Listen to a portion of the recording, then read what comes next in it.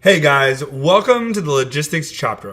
This is a two-part series where we're going to be covering air freight first and then sea shipments afterwards. And we're also going to be covering some of the more advanced tactics on how we personally use air shipments in a really smart way. And we're even going to provide the contact details to our very own freight forwarder specifically for you guys. And they're the same ones that handle all of our shipments. So this is a table where you can get an idea of the major differences between air and sea shipments. The cost for air freight is usually about 3 to 5 times more than sea freight, depending on the season, the dimensions, and the weight of the product. The terminology that we use is a little bit different as well. So loose cartons means that they're actually loose and not held together. And then held together are placed on pallets, so palletized.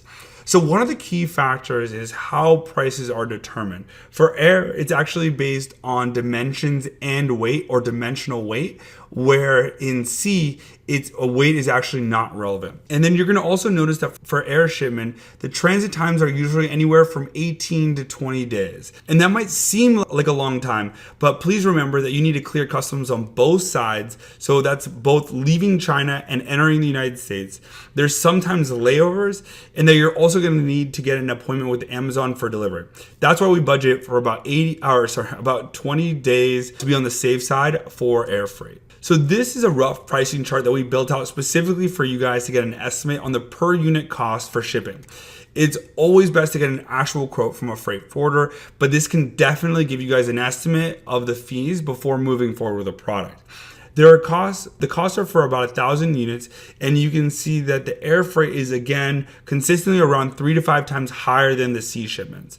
You'll see that the sizes range from as small as a sunglasses case to as large as a shoebox, and then the prices scale accordingly. You'll also notice that the larger the product becomes, the more economical it becomes to send by sea, and the same holds true for the heavier products. They're even more profitable by sea.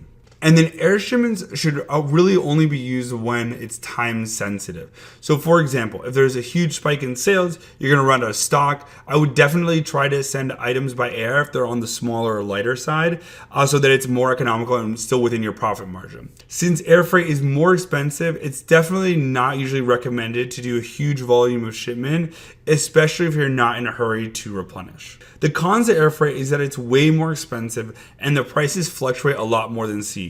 So for instance, around Chinese New Year's, Q4, and the Apple iPhone launch, the air freight prices are going to skyrocket. Especially during Q4, they started increasing around October, and they usually don't slow down until January.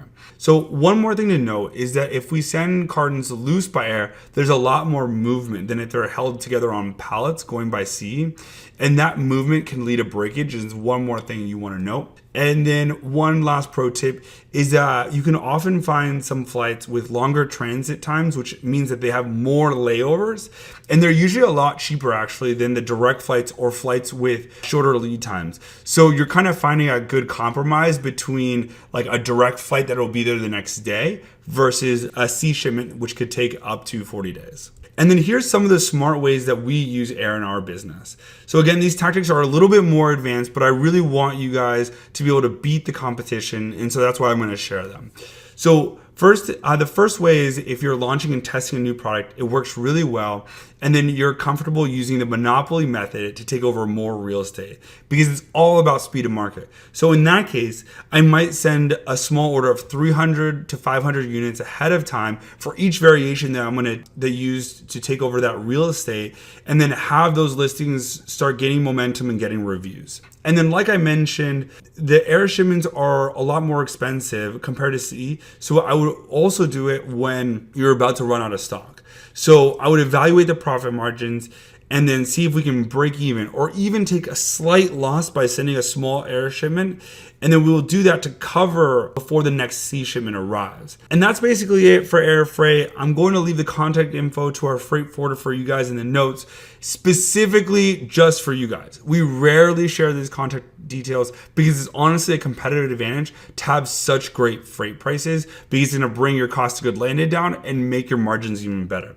She's incredibly awesome, really responsive. The prices are really economical. So I know she's going to be an amazing partner for you guys. I'm so excited. Next, we're going to be covering sea shipment for perspective. Thanks so much.